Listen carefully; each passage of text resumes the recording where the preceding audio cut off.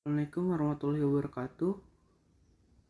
Di sini saya akan menjelaskan tentang Jurnal Penelitian Hutan dan Konservasi Alam yang berjudul Keanekaragaman Jenis Tumbuhan Bawah Berkhasiat Obat di Dataran Tinggi Dieng. Perkenalkan, nama saya Hadi Afkar dengan nomor pokok mahasiswa 1914-19 Matkul ini diampu oleh Dr. Ir Gunardi Dewinarsono, MSI. Kemudian ini ada table of content-nya, ada pendahuluan dan metode, hasil dan bahasan dan kesimpulan. Yang pertama ada pendahuluan tentang tanaman obat. Ini merupakan contoh dari tanaman bawah berkhasiat obat tekelan atau Eupatorium riparium.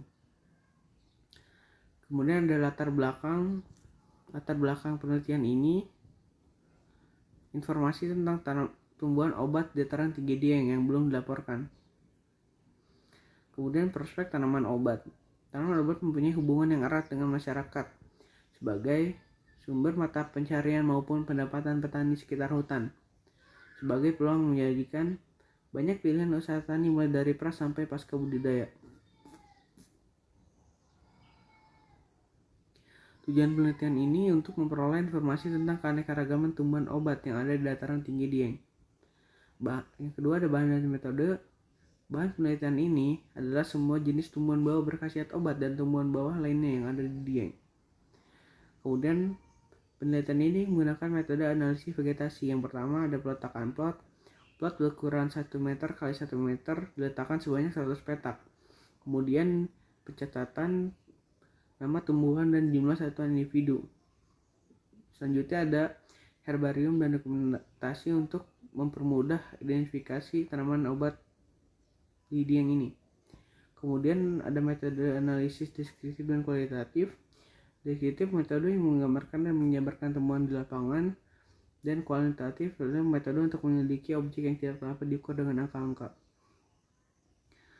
Kemudian pada analisis data, identifikasi nama lokal di lapangan dilakukan dengan memanfaatkan pengetahuan masyarakat lokal.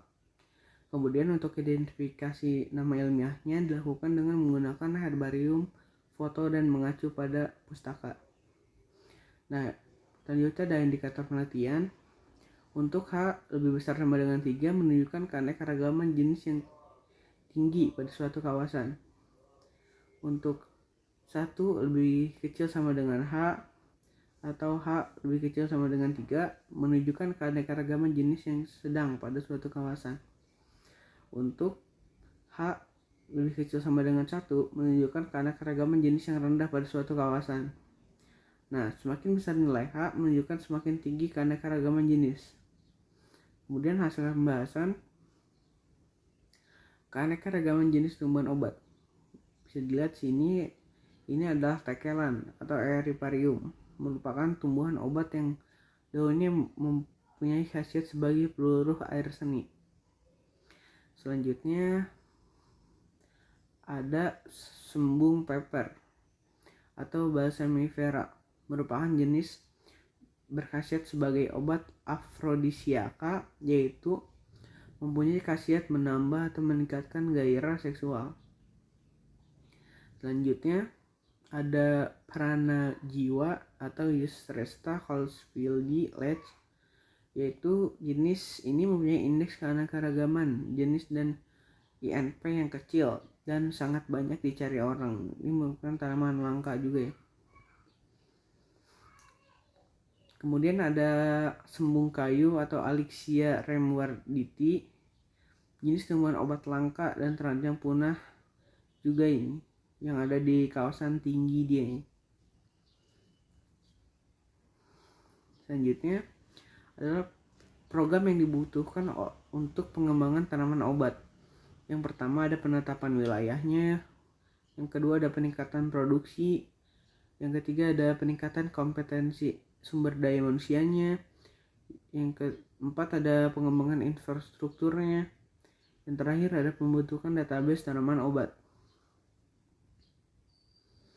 Nah, kesimpulan dari penelitian ini, ditemukan sebanyak 58 jenis yang berkhasiat sebagai tumbuhan obat.